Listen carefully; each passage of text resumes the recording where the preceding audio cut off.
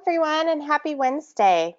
Welcome to this month's webinar, When It Hits the Fan, Everyone's Role in Crisis Communications. My name is Kristen Romaine, and I am a trainer for the Sanford Institute for Philanthropy. I'll be your moderator today. Before we get started, a couple of notes. This webinar will be conversational with the opportunity to ask questions during the webinar, as well as Q&A following the presentation. Please submit any questions you have in the chat box using your GoToWebinar control panel. In the days following the webinar, you will receive an email with the slide deck and recording to review again at your leisure.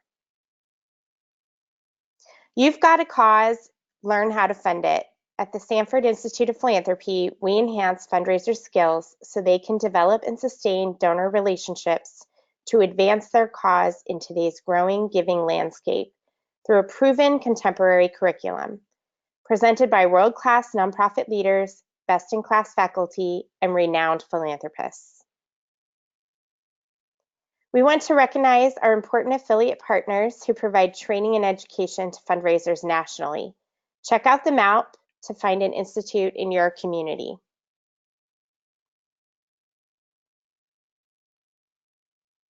If you're on social media, please give us a shout out using the hashtag SIP webinar and tag us.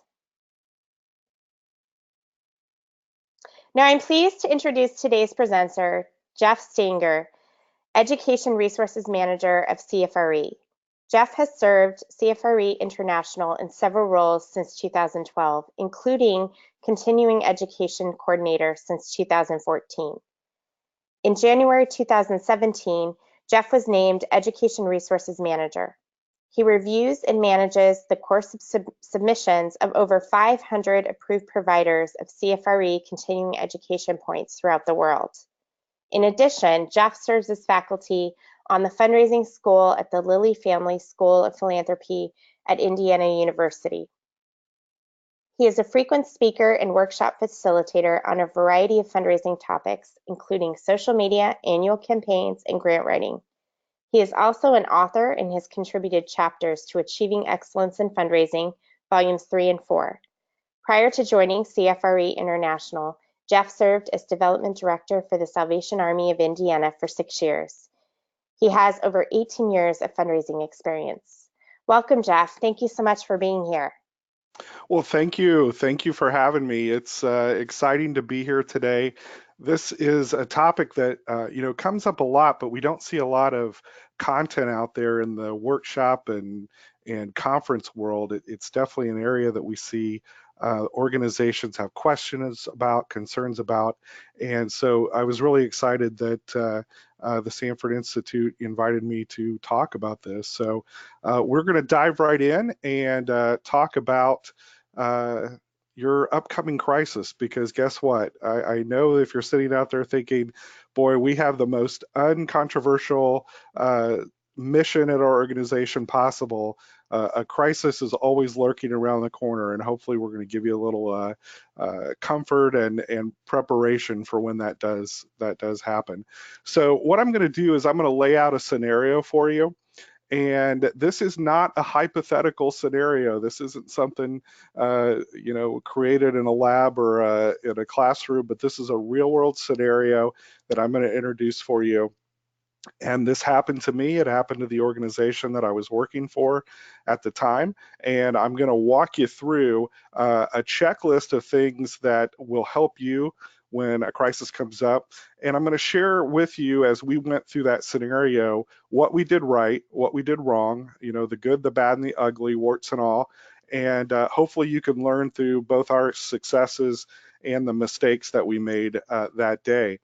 And then the next thing that we're going to do, we're going to spend a little bit of time turning a crisis to your advantage. I'm going to give you an example of a way that we redirected a crisis and made it work for us. And this may give you some creative ideas on how you could do that yourselves in the future.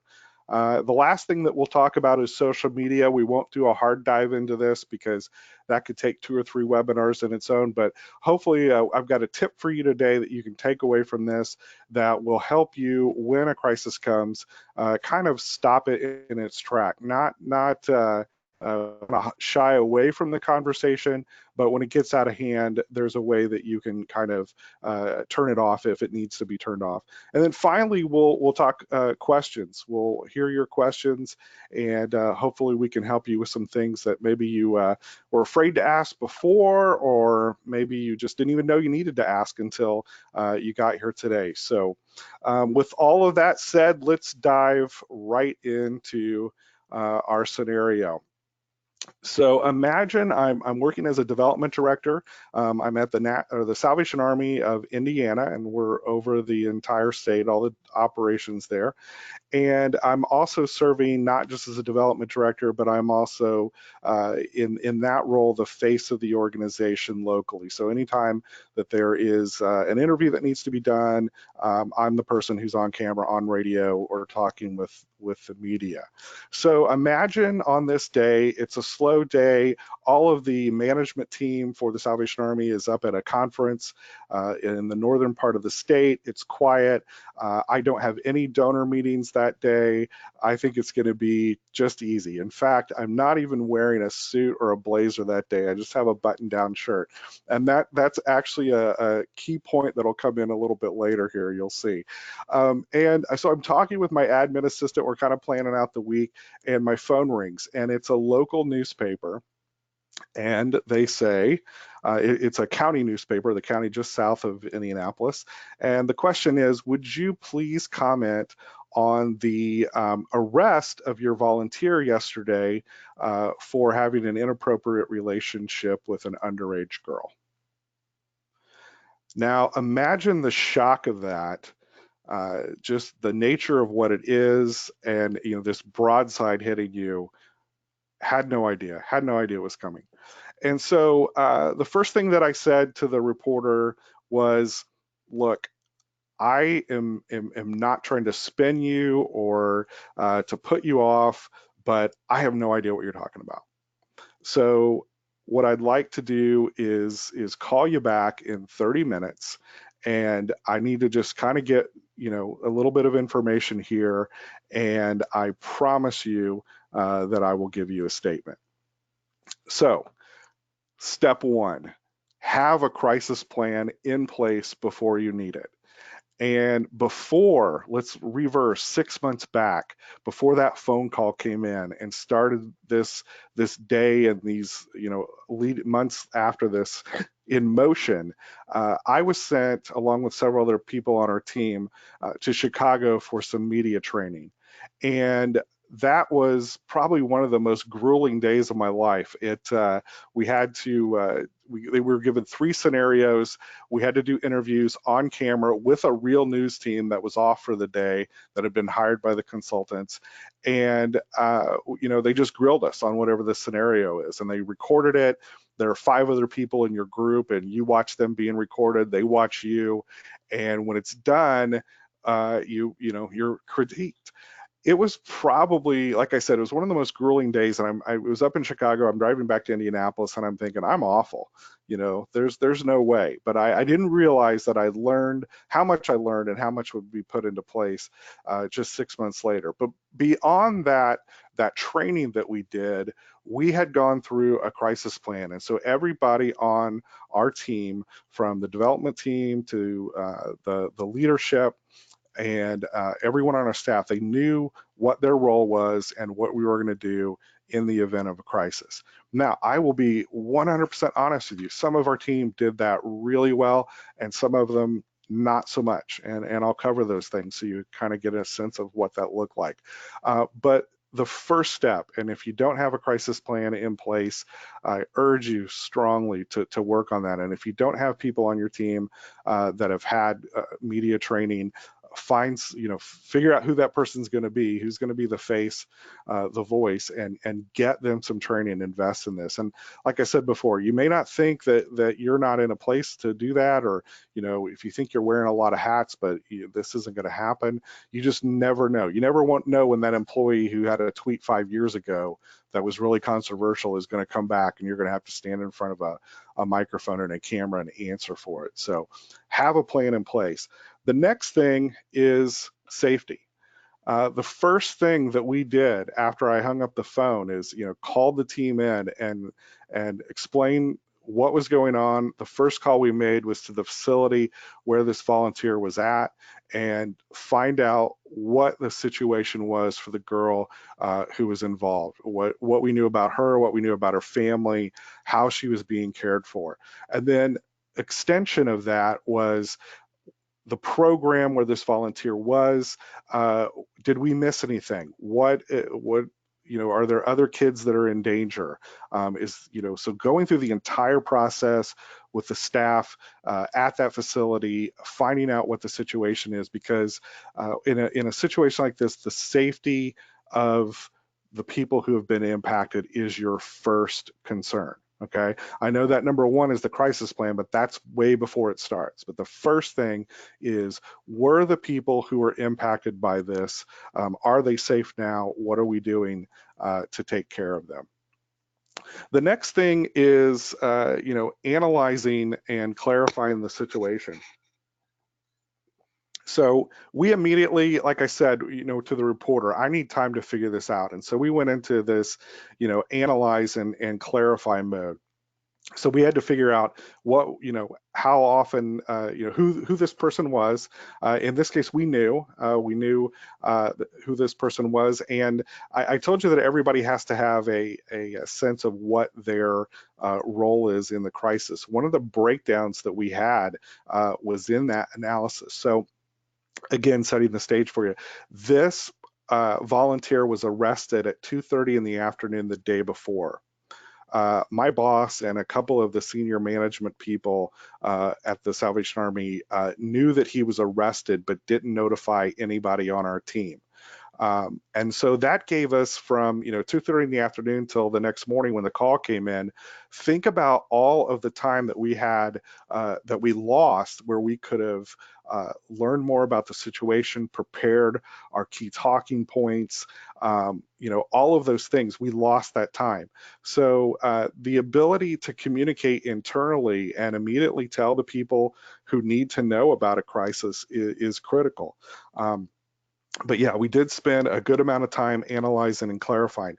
We did not have the benefit of getting to the entire situation or all of the layers to this particular onion, if you will, before the first interview had to take place. So over the course of the day, the investigative reporters were obviously bringing information to us that we hadn't been able to root out ourselves. And as I go forward, I'll share what some of those were. But it's critical that you have all the possible information that you can possibly have before you go forward. Developing your key messages. I like to keep it simple with this. Make it simple, make it clear, and make sure that everyone is on the same page. And so I'm not going to give you the exact key messages, but what they need to be is going to differ from crisis to crisis, but you got to make sure it's simple enough and understandable enough that your outward facing person, the person who's going to speak to the media, that's the only one you want speaking. But inevitably your donors are going to call development officers. They're going to have conversations a week later with your planned giving team. There's going to be all of these side conversations that happen. You can't keep a complete lid on things and have everyone talk to that one person who's talking to the media. So the internal people need to know what those key messages are and be extremely clear on what those are. And once you have those key messages, being able to communicate those with the internal audiences. We would have been able to do a much better job that day internally like I said, if the senior level management had let us know, those of us who were on the ground, responding to the media, that this had happened. But it didn't happen. We had to roll with it and do the best that we could. But once we got our team in place, once we assigned everybody, hey, you're doing this, the ones, that didn't already were 100% clear what their role was, and gave them those key messages, then we developed, or sent them on their way to communicate with those who needed to be communicated with. In that day, again, every crisis is different. In that day, there were a lot of moving parts, and so the amount of communication that we did internally was, we kind of decided, here are the people who need to know in this moment, and here are the people that will hit, later in the day once we understand and know a little bit more about it. So let's get to media releases and interviews, and this is where this turns into a really dark story and a really tough time. So on that day, I did 8 interviews back to back to back to back. I did start with that reporter at the small newspaper, as I promised. I did, speak to her first, and that was really important. So we didn't have time to do a media release. In other instances, other crises, you might be able to do that, but we didn't have the time to do that. And because we had, they were at our doorstep, wanting to talk to us. So this is where, again, I told you that we, developed the crisis plan 6 months in advance. This is where what you do leading up to the crisis matters. And so by cultivating good relationships with the media over time, being consistent, being an organization that is willing to talk even when it's a tough time to talk, or a tough situation to talk about, being the kind of organization that always delivers a good soundbite, because that's what your media partners want. Understanding what they want and delivering that helps you down the road in ways that you don't necessarily understand. And we did get that day. And so as I, kind of open or go through this. So imagine this. So I do the first interview with the news person. We have somebody who has a connection at the prosecutor's office, and within about 90 minutes of the original call, we had the police report. And as I said, the onion started to peel. We found out that there wasn't one girl, there was 3 girls. The one girl was pregnant. He was arrested with a gun, and he had a plan to actually kill the girl. So you can just imagine how horrified we are as the day goes on and we find out more and more and more about what this person does. I stress the media relationships. I had 2 of our local news teams come together, and as they're walking into my office, one of the reporters says to me, "Jeff, I'm really sorry that I have to do this." And it was because, we had done so many, things before in the past that were good stories, or they were, fundraisers together with that particular channel. And I said to her, "Jeannie, it's your job. I understand. Let's get in there and do this and make the best of it." And it was almost like I was, talking her off the ledge, even though it was my crisis and, our organization. She was that, moved to emotion about it. But as I did that interview with 2 reporters, 2 different networks, cameras right in my face, they started even, we wish that we had been prepared with even more information, and we did the absolute best we could. But we got hit with questions like, did you know that this volunteer was taking these kids home by himself? In other words, we had a policy where there had to be a male and a female. Any kid that was given a ride home on our van or a bus had to have, at least 2 people there. And there were things that just, hadn't come through. That was also in that interview when I found out there were 3 people instead of just 1. So as this grueling day of interviews, goes through and we learn more and more, as I said, the relationships matter. And I did the last interview, and this was at the radio, and it was a reporter that I didn't know very well at all. I had, maybe bumped into a few times, maybe done an interview, but really did not have a personal connection to this person at all. And when they finished the interview, they said, "We're done." And then the reporter said, "Jeff, I'm praying for you today." And I was completely caught off guard. I was stunned because I just didn't know anything about this reporter. Again, you would not get that kind of a response if you hadn't been building relationships and at least proving that you were a trustworthy interview along the way. So I can't interview enough the building of relationships. So moving past that and then talking about where the key individuals and the donors and where your partners come in, I want to talk about a moment in the interview that probably changed the whole course of this crisis for us. So there was a question by one of the reporters that said, "What is your reaction to this?" And remember I said earlier that I didn't have a suit on, I didn't have a tie on. We didn't send out the lawyers to talk to the media that day. It was me. It was the same person that they would always talk to. And in that moment, I can't take credit for this. This is the training that they sent me to. I just said, I'm horrified. We're horrified. And our main priority is the kids and making sure that they're taken care of. And I don't even remember what else I said from that point. But the point of that is that instead of trying to spin it, trying to deflect responsibility, I said the thing that made our organization human. And if you don't take anything else away from this today, take this. Your donors and your volunteers see themselves in you and in your organization when they give their time or money. Your donors see themselves in you when they give their time or money.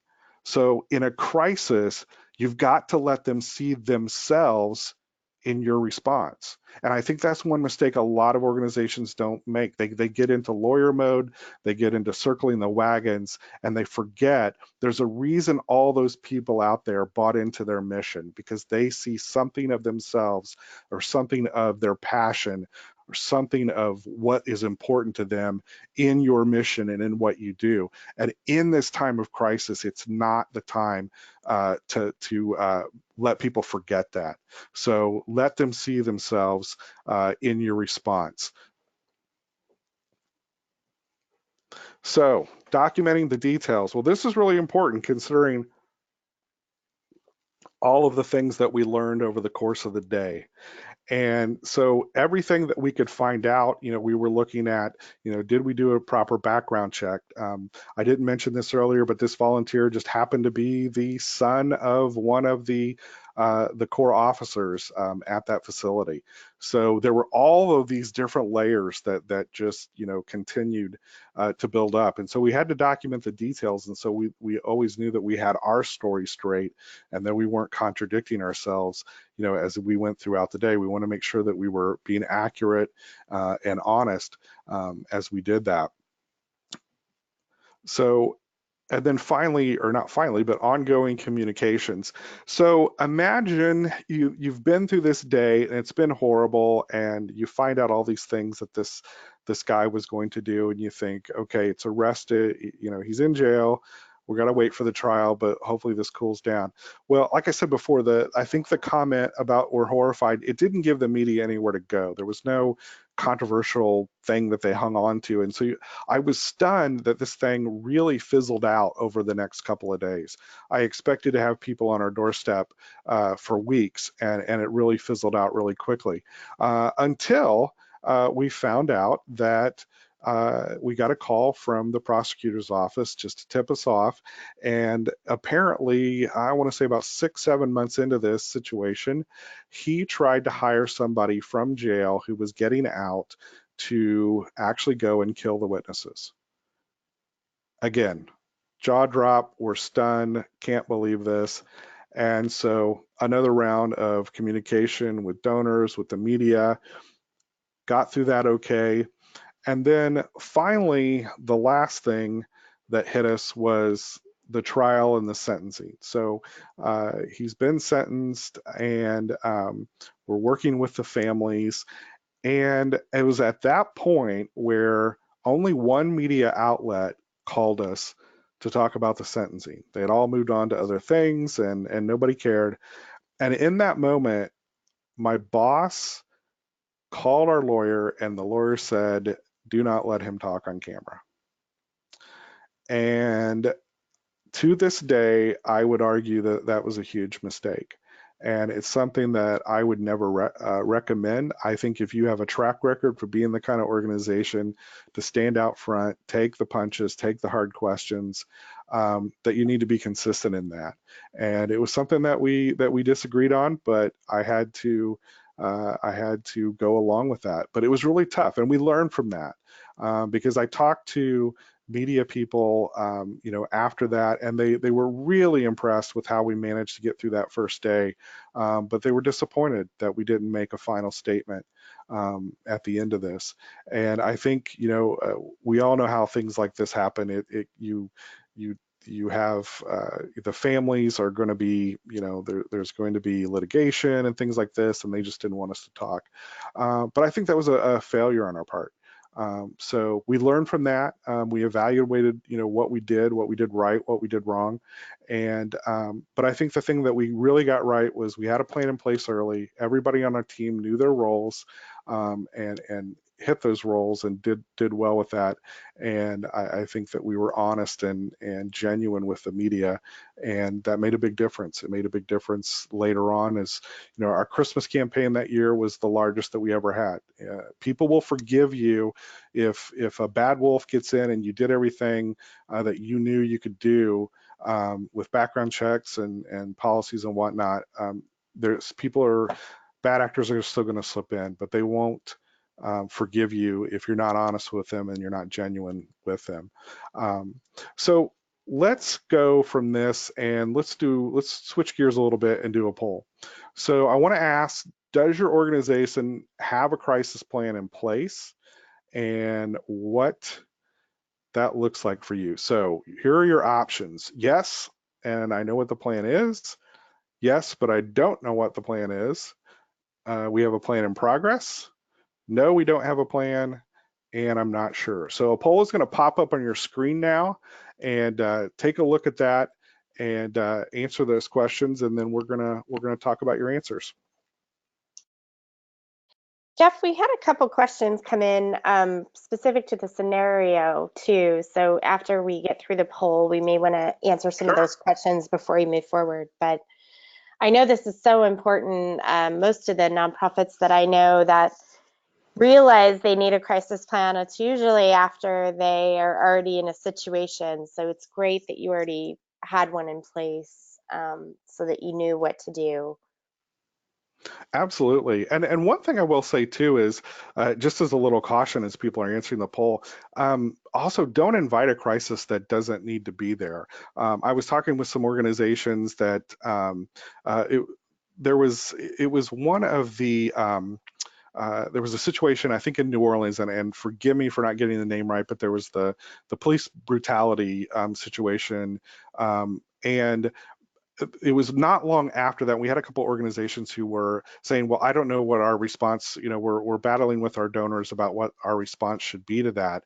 And what I said to them was, your response should be nothing, because you're not even an organization that has anything to do with that situation, and that, people aren't coming to you to be the thought leader for that. So Mhm. I think a lot of times we have, in our society, because of how we interact on social media, we think that we need to comment on everything, and that's fine in your personal social media. But as an organization, make sure that if you're going to comment on something that's controversial or have a stance on it, that it is actually something that people are looking to your organization for. Otherwise, you're just inviting a crisis that doesn't need to happen. All right, so looks like we have our poll responses back, and about 31% responded that they don't have a crisis plan in place. So it's great that they're here on this webinar today to find out what needs to be there. 18% said yes, but they don't know what the plan is. 18% said they have something in progress. 14% said yes, and I know what the plan is. And about 18% said they're not sure. So what are your thoughts on that, Jeff? Just the responses. Well, I think it emphasizes why we're having, this chat today, and for a lot of organizations, that's not uncommon. So none of Mhm. those numbers really surprise me. And even if you don't feel like you're the person who's ever going to have to speak or be involved in this, it will impact you and what you do and your interaction with donors and volunteers. So, if you can use that as leverage to go back to your organization and say, hey, we need to take a serious look at this, because you're only one Facebook post, you're only one tweet away from a crisis, landing people on your doorstep. I pray that nothing ever like what we had to deal with, something that heavy and that drastic ever, comes your way. But like I said, it could be as simple as a 5-year-old tweet from one of your staff members. Mhm.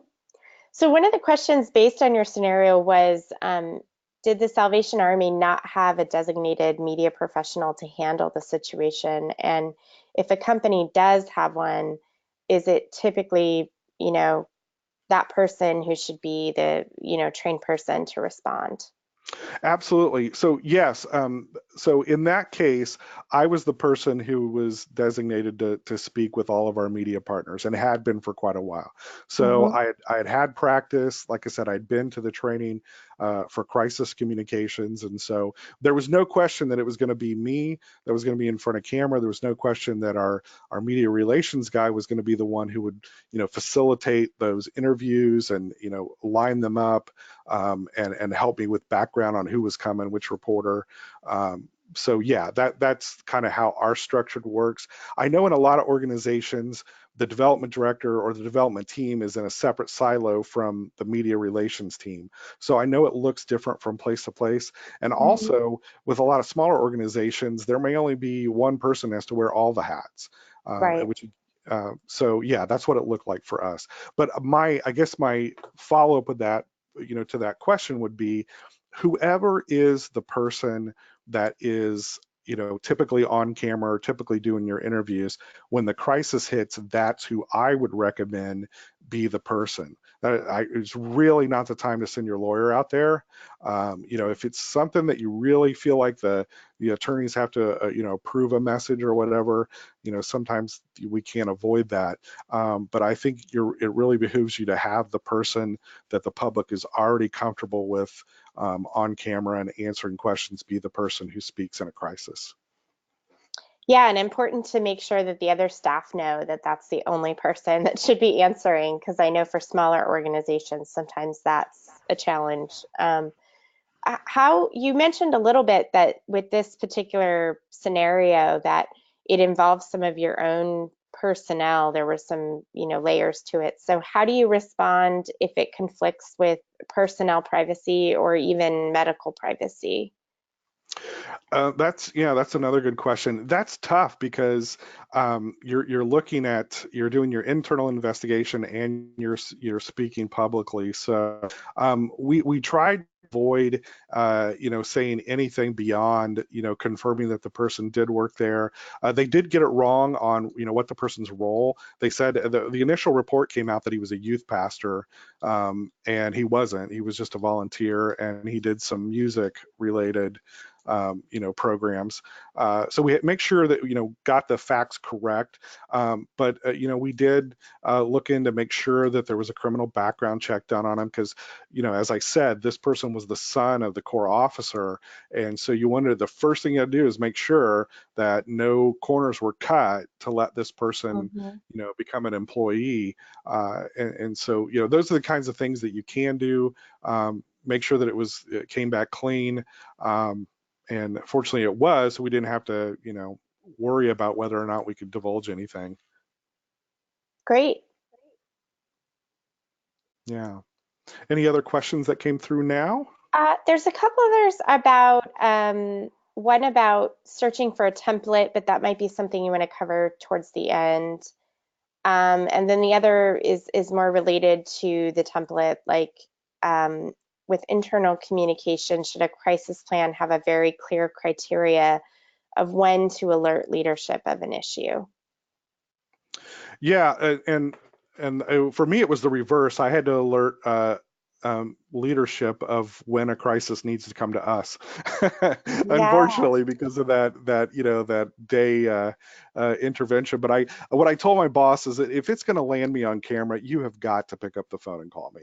I Mhm. need to know that it's going to go that way. But in terms of looking at if something's going to escalate, some questions to ask yourself. Is the situation cause a highly undesirable outcome for ourselves or stakeholders? Does the result have the potential to cause permanent or long-lasting damage to our brand? And has the situation become, unstable on social media or media in general channels? If you answer yes to any of those three questions, then it's something that A, it's going to turn into a crisis, and B, senior leadership and your crisis team needs to know that that's in play. Great, great suggestions. Okay. Well, do you want to go to the next Yeah, well, piece of let's this? move forward. Great. And then we'll hit some more questions after that. So there we go. So let's talk about the interview.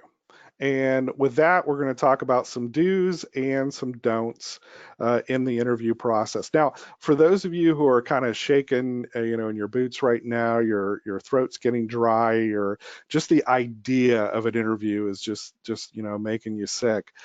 I want to tell you that the way you get good at this is practice, practice, practice. There are a few people out there who are just naturals and can do it from day one. And for everyone else, and I'm one of those people that we had to learn by practice. I will be completely honest with all of you on the line right now. The first few interviews I did in my life, I mean, I was chewing up the Pepto-Bismol tablets. I was nervous. I was shaken. I would get a headache afterwards. Everything that you can think of. But the practice and the training, all of that makes you comfortable. You get a calm and you learn to do these things. So and I can tell you, after doing 8 back-to-back crisis interviews in one single day, I've never feared an interview for the rest of my life. There's nothing that could be worse than what that day was like. So let's talk about some interview do's. You want to make your point 3 times. You have a limited amount of time, and you want to reinforce that in a very clear and concise soundbite kind of way in order to make your point. If you can do an analogy, if you can help people understand, it's just like doing a workshop or any kind of a training when you can, tell a story that helps drive that point home. It's going to, make it stick with people. So make sure that you do that. Avoid jargon. This happens a lot, I notice, with social service agencies. When they do an interview, whether it's a crisis or not, we get so involved in the jargon of, the grant world and all of the government regulations that we have, that we tend to start using jargon when doing interviews, and that leaves people confused and scratching their heads. So avoid jargon. Like I said, social services, I see that sometimes with medical interviews or medical nonprofits, but typically that's where you see it. So, if you have to run your script or run your key points by somebody who has nothing to do with the organization, and if they get it, then you're doing well. Remember that the mind filters out not. And I wish we were all in the same room right now, because I'd throw it out to you. Does anybody know why that is the case? But it goes back to a timely topic right now, believe it or not. But Richard Nixon, when Richard Nixon made the statement, "I am not a crook," people who were interviewed later or polled later thought that he admitted that he was a crook. We tend to, in interviews, filter, or for the reader or listener, filter out the word "not." I'm not sure why it is. You can dive into the psychology of it. So remember that as you're phrasing things, as you're thinking through things, that "not" is not necessarily the best word to use. So try to rephrase the negative to a positive. And a little bit later, we're going to have a chance where you can send an email, and I'm going to allow or send to you some samples of some crisis plans, and I'll also throw a couple of YouTube links in to some negative and positive, interviews that kind of give you a sense of what that looks like, because we've got a limited amount of time to do this today, but I'll send you some resources that will help you out if you want to see an example. Make sure you correct it if they got it wrong. I mentioned earlier that there were some things about the volunteer that they didn't have right, and we made sure to stop them. Don't be afraid to correct them even while the interview's going, even if they say it's live. Don't be afraid to make sure that that the information is correct. And if you don't understand, I know the lights are on, the camera's there. You're afraid, you don't want to look dumb. If you don't understand the question, make them repeat it. Ask them to repeat it. It's okay. The way I like to say it is they're on your time. It may seem like you're on their time, but they're on your time. So relax, take a deep breath, and if you have to have something repeated, make sure you do it. Another is assume that all mics are live. I don't have a good nonprofit example for you, but there have been some in political arena here the last several years where people were a little bit embarrassed by things that they said when they thought the mics were turned off. So as soon as the reporters show up, assume that anything that you say could be picked up by a live mic. So interview don'ts. Don't speculate. I didn't say anything about this particular volunteer until I knew it, until we had confirmed. I didn't try to guess any kind of any of the details. I didn't want to guess. I didn't want to speculate what this person did, but I wanted to know for sure.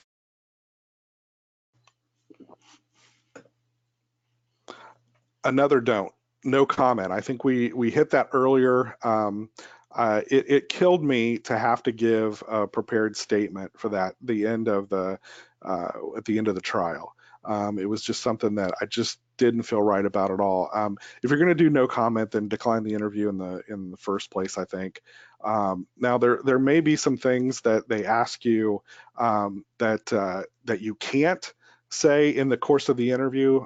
Those will come up, and if those do, try to phrase it in a way that's not no comment. Just something to the effect of, well, we're still researching the information on that, and I don't want to the word before that, speculate. Just phrase it in a way that just a direct saying no comment turns off the viewers, it turns off your donors, turns off your volunteers, and it makes people think that you have something to hide. So if you have to dodge a question in that way, make sure you phrase it in a better way. Don't try to be funny. Now, obviously, in the situation that we had, there was nothing about that. But sometimes people get nervous and they try to be funny, and it just comes off wrong. It'll come off flat. It'll come off as if you look guilty. So don't try to be funny. Don't try to ask to approve the story in advance. The reporter will be offended, and it will immediately put up walls between you and the media outlet. Also, don't give off the record info unless it's your high school friend that you've known for 50 years. Even then, I wouldn't be sure if I would give off the record info. Just assume that it's going to end up online or in the story. So a couple of interview tips. Research the reporter, research the outlet, make sure you know a little bit about them. As I said earlier, build a relationship with reporters. Try to anticipate the hard questions. I was good at this only because I write fiction, so I can come up with the worst case scenario to just about anything. And I'd always start with that. What is the worst thing that can happen, and then build backwards for that. If that's not easy for you, there's got to be somebody in your staff who has a good imagination. So anticipate what those hard questions are and write out how you would answer those questions before you start the the interview process. It's always fine. We can't ask them to approve the story, but you can, and it is proper to ask about the story that the reporter is telling. If things are controversial, ask them what kind of angle they're taking towards that. It's completely fine to do that. Know the deadline. I have a great story for you here. There was a different time, not the scenario that I told you about, but a different time where the reporter started off with a question, and I knew that they were going to. I'd done the research. I knew they were going to get to something that was a little bit tough, and right before the interview started, the cameraman said they just called from, and we only have 1 minute. They thought they were going to have, about 5 minutes of time to talk about this issue, and they said we only have 1 minute. So the reporter asked the first question, and guess what I did? I talked for an entire minute. I didn't give her the chance to ask me the second question. All I gave her enough time was to say thank you and throw it back to the studio. So know the deadline and use that to your advantage. Make eye contact. Okay, forget the camera. The camera doesn't exist. The people around don't exist. It's just you and the reporter. You're having a conversation with you and the reporter. That's it. Look at them, have good posture, and then you'll come off fine. So we'll move quickly through this one because I want to make sure we have time for additional questions. But so turning a crisis in your favor. So I want to tell you the quick story about the Verizon Wireless Music Center here in Indianapolis. It was an amphitheater. It's gone through a couple name changes. It's not called that anymore. But at the time, for many years, at every concert, no matter what style of music it was, we had bell ringers there, and the bell ringers would collect money for various causes that we were doing. And then after the show started, they got to go in and sit in the lawn, and it was kind of a perk for our volunteers. It was, we always had plenty of people signed up for this. So there was this big natural disaster. I forget which hurricane it was, and Salvation Army raises money for disaster relief, and so does the Red Cross. And that day, we heard on the radio that the Red Cross was going to be at this Verizon Wireless Music Center and collecting for this hurricane. And of course, we were already supposed to be there. So we were a little bit blindsided, and we called them up. We called the center up, and they told us that it was a done deal. They were sorry, but you guys can't come and you can't collect. And so it was kind of a slap in the face because we had been doing this for so long and just expected to be there. And so how did I turn that into my favor? So I called the regional marketing person for Verizon Wireless Music Center, and I just said, hey, we're going to put out a press release to let our volunteers and our donors know that we won't be at the concert tonight, and just get a comment from you because you guys have decided that you don't want us there. And so that was a voicemail, and good 30 minutes later, the person was on the phone, and they're like, oh, you can't do that, please don't do that.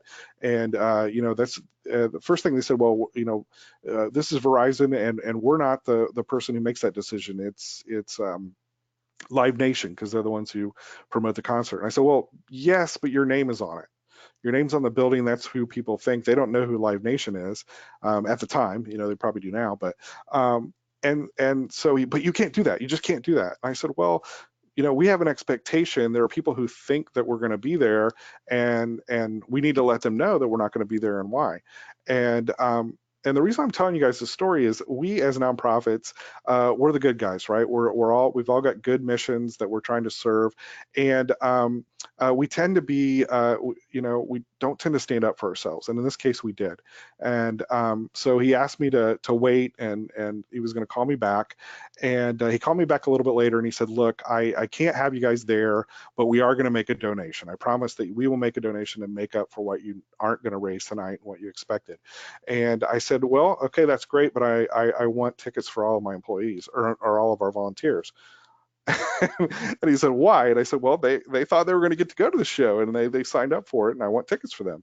So they agreed. And so the next day, we got a check from Verizon. We got a check from Live Nation. We got a check from the group, another group that helps run that particular facility. We got a check from the opening act, and we got a check from the headliner from all of these folks, because we stood our ground.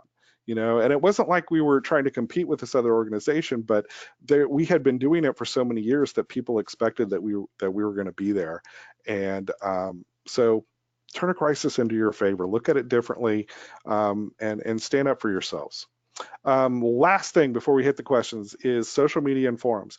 So one surefire method, we've had situations where on Facebook and forums people were beating us up or upset about something, and maybe it was deserved, maybe it wasn't. But sometimes those discussions get out of hand, and the way that we always would stop it, and not in an overhanded way, we wouldn't take it down, we wouldn't delete people, we would do this one thing, and it worked every single time. And what that was is our social media person would come to me and say, hey, I think things have gotten out of hand, and I would post, and here's exactly what I would say. Hey, I understand that you're really passionate about this and that it's really upset you. I would love to speak to you in person. Here is my direct phone line to my office. Here is my email. Let's set up a time where we can speak in person, speak on the phone, get a cup of coffee, whatever it is. Let's talk in person, and I want to hear why this has upset you and this hurt you, and what we can do as an organization to address that. Guess what? Every single time, 6 years of being in that position, and not once did people take that. It just ended the conversation, and we didn't hear from those people again, because most of the people who get really out of hand are the people who won't meet you face to face. There are people with legitimate concerns who are upset, and if you respond to them and talk to them, that they're going to have an honest conversation with you. But if you want to shut down the crazies, if you will, just offer to meet them face to face, and that pretty much shuts it down. So we've got, looks like we've got about 10 minutes left, and we want to throw it all to questions. Yeah, so we actually had a question directly about social media. Um, what do you do about those social media mobs, and especially if there's, a whole bunch that you can't cancel the culture? Well, the cancel culture is really scary at this point, and that's it's a newer development that I don't think we have enough people asking that question and trying to figure out what to do with it. But as an organization, what I can say in terms of if they're coming after you, the most important thing is to respond early and often. And what I mean by that, I'll give you a great example. So if you remember back when Komen had the controversy with Planned Parenthood. And so initially they had decided that they weren't going to, for I can't remember the number, but we'll say 10 of their chapters or affiliates, they were going to resend the grant money that they had been giving them. And then it got really controversial, and they decided not to resend that money. And then it got even more controversial. Well, there was about an 11-hour period there where they were just really not addressing this on social media, and the topic and the crisis just got out of hand. It got way away from them. And I thought that was a huge mistake. Even if they didn't know exactly how to deal with it, or if they were getting more responses, they needed in that case to talk to people and at least let people know that they were involved and listening and trying to figure out what the best response was going to be. They didn't do that. And years later, I had, believe it or not, I was telling that story, and a hand goes up kind of sheepishly, and it was a person who worked there at that time. And she said, yes, you're absolutely right. She said, all day long, we were just, as a staff, we're just begging our leadership to let us respond to that. And they were all in kind of this paralysis of, what do the attorneys think? What does this person think? And so, also in response to that question with social media, but also in a broader sense, and thank you for asking that, is you have to have a person who has what I call the power of now. And what I mean that is that training, that crisis communications plan, if you do it right and you have it in place, then you have to empower the professionals who are supposed to respond to these situations. You have to empower them to do their job. Okay, and not second guess them. And maybe there are a few things you got to run by the upstairs folks, but trust them that they know the right decisions to make. They know the kind of things that they need to say, and let them go out and do your jobs. Don't be paralyzed by making sure all the stakeholders have vetted one single tweet, because then you have, what happened to Komen in that day. I know that was a So, long answer to your question, no, but it was great. It was great. Another question going back to kind of the scenario you shared. mhm. How would you have handled it had there been shortfalls in your process? For example, like if you hadn't background checked that individual, how do you think you would have handled the situation or communication differently? That's a great question. I'll tell you, that even you saying that still gives me a sick spot in my stomach to think what would have happened if we hadn't done that. I would have had to tell the truth. Now, Hmm. my boss may not have liked that, but and maybe the attorneys, but I would have to say, you know, there's a potential that we missed a step in the background, check, and we're looking into that. I may not have been as direct as, yes, we did not do the background check. I might have, said it that way just so I could at least investigate why it didn't happen, or, was it executed and not finished? I would just want to know as much as I could before I went completely out there with it. But honestly, I think that you're going to have to be real at some point, because that's going to come out. If you Hmm. in a criminal case or a lawsuit, that's something that people could find out really quickly, because any of us right now could go online and do it for $50, doing a background check on anybody. So if I Right. lied about that, um, they would know.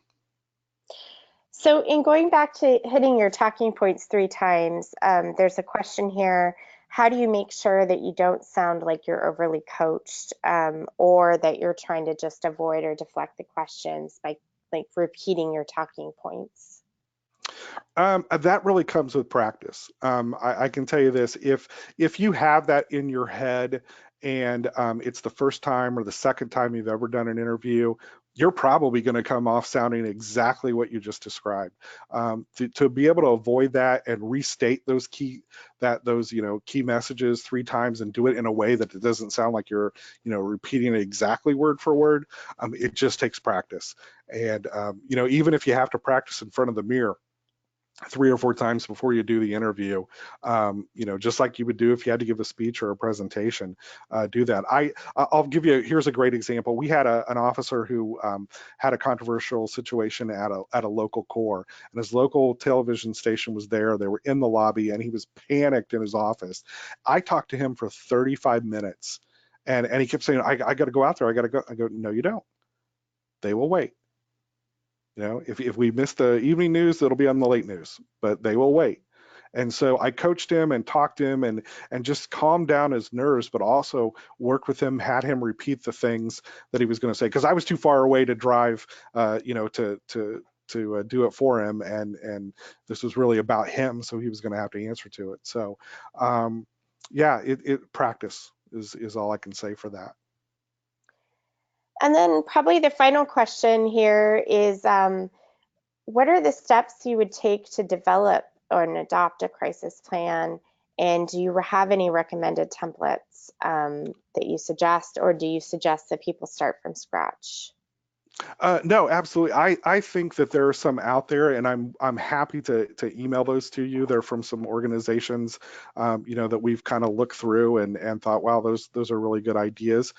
It really starts with figuring out who on your staff is, capable of doing the different things within the plan. So start with the sample plan. You can find one online, or you can get the one that I will send out, and go through it and say, okay, who on our team is best to execute these different steps, and then start to build your plan, accordingly, because all of us have different size staffs. We have different levels of expertise, and then the other thing is to, once you go through this, if you don't have a plan in place, and it sounds like a lot of you don't, or you're not quite sure, start to think, when you make hiring decisions going forward, once you've gone through this process, is, do I need to write into a particular position some skills that we're looking for, so that you bring on people who can fill those roles, and that you've thought through that before you start to make your next round of hires, or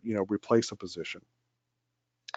I also just want to share that a lot of times the Association of Marketing chapters in your area, a lot of times they will provide nonprofits, especially pro bono support in doing coaching. If you need to do some role play or things like that, sometimes they have individuals on as part of the association that will help you do that. So if you need pro bono support, that's a good resource as well.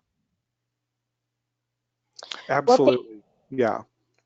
Well, thank you very much, Jeff. This was fantastic information, and I just want to make sure that everyone has your contact information in case they want to reach out to you for additional questions.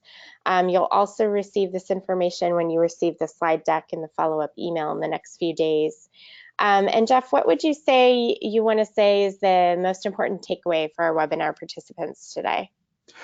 Just want to reiterate that point that your donors see themselves in you when they give. So if you are going through a crisis, let them see themselves and their passions in your response to that crisis, and you're not going to go wrong. And then the last thing, prepare, prepare, prepare in advance. Love it. Thank you so much. This was a fantastic way to end the year of webinars at Sanford Institute of Philanthropy. And if we've left you wanting more, I just want to remind everyone that the second edition of Cause Selling and a Relationship-Driven Fundraising Guide is available now on Amazon and Kindle. You can go to causeselling.org to snag the first free chapter today. And does your institution need more investors? Do you have ownership in ensuring the fiscal health of your institution? Cause Selling the Sanford Way may be the solution you've been seeking. Learn about relationship-driven donor cycle and the role an academic leader plays in each stage, and gain a better understanding of how to build donor work into your role. Check out the newest webinar series, Fundraising for Academic Leaders with Kathy Draker Duff. And the second webinar of the series will be on February 4th. So make sure you register for that today. And also don't miss our next webinar, which is going to be January 15th with our amazing director, Tony Beal, who will be presenting on the topic, Getting from No to Yes, Welcoming Objections on Gaining Commitment. And I know this is a big thing for people after year-end giving. You may have received some no's that you're looking to turn into a yes. And so this will be a great webinar for some of those follow-ups in the new year.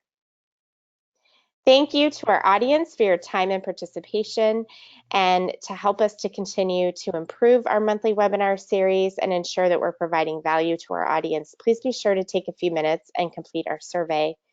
In closing, enjoy the rest of your day, the rest of your year, the rest of the decade.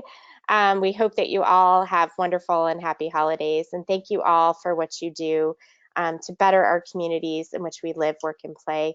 We will see you January 15th, 2020. Thanks, everyone.